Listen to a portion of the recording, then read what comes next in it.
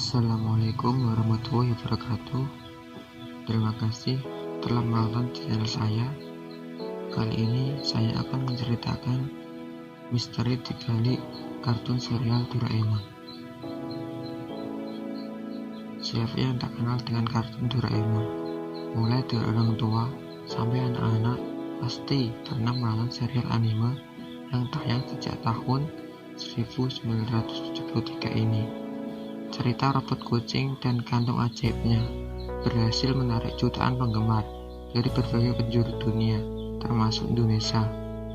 Generasi 90-an di Indonesia pasti tahu kisah Nobita dan Doraemon yang dulu sempat ditayangkan setiap hari Minggu di salah satu stasiun televisi swasta. Tapi di balik ceritanya yang mudah ditebak, serial anime Doraemon menyimpan deretan misteri yang pernah bikin penonton penasaran. Yang pertama adalah nama asli Doraemon. Saat pertama kali diciptakan, robot kucing ini belum diberi nama, tapi punya kode produksi, yaitu MS-903.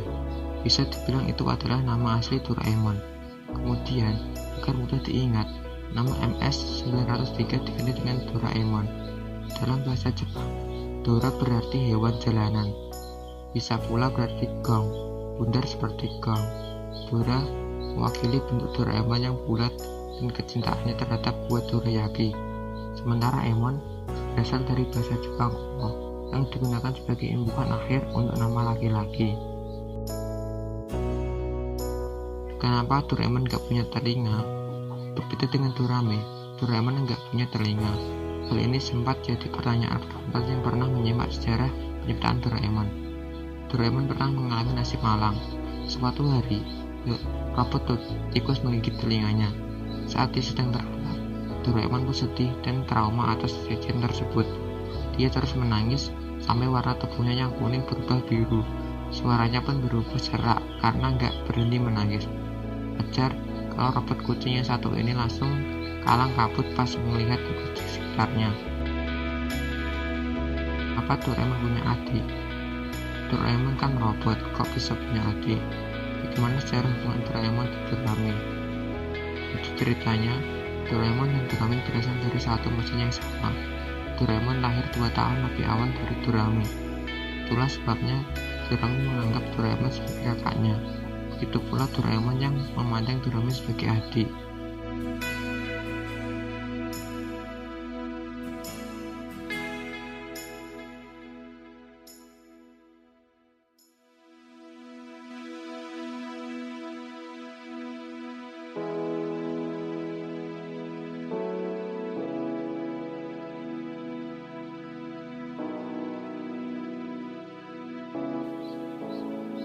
Yang keempat adalah bagaimana nasib Nobita tanpa Doraemon. Sepanjang jalan cerita, Nobita selalu meminta bantuan alat canggih Doraemon. Setiap kali mendapat masalah, Nobita seringkali bergantung pada Doraemon, terutama pada Shizuka saat ingin tampil keren. Jadi, kira-kira bagaimana nasib Nobita tanpa Doraemon? Mungkin tanpa Doraemon, Nobita bakal terus jadi anak pemalas, cengeng, terus dapat nilai buruk di sekolah, dan masih sering ditindas oleh Giant atau Suneo. Kemungkinan Nobita yang pemalu pun gak bakal bisa akrab dengan Shizuka. Yang ada, dia malah jadian sama Jaiko, artinya Giant. Jaiko kan ngefans berat sama Nobita. Di masa depan, Nobita tanpa Doraemon bakal jadi orang yang banyak utang, seperti yang dijelaskan Sawasi. Digit Nobita di masa depan sekaligus pencipta Doraemon. Yang terakhir adalah misteri pipa beton. Di tengah lapang tempat Giant dan kawan-kawan bisa bermain, ada tumpukan pipa beton besar.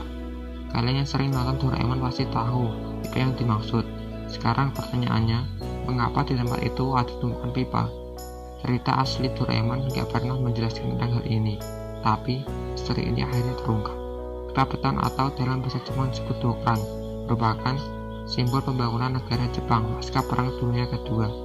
Sebelum digunakan, Dokkan biasa disimpan di tanah lapang dan seringkali jadi tempat bermain anak-anak. Itulah mengenai misteri-misteri yang terdapat pada serial kartun Doraemon.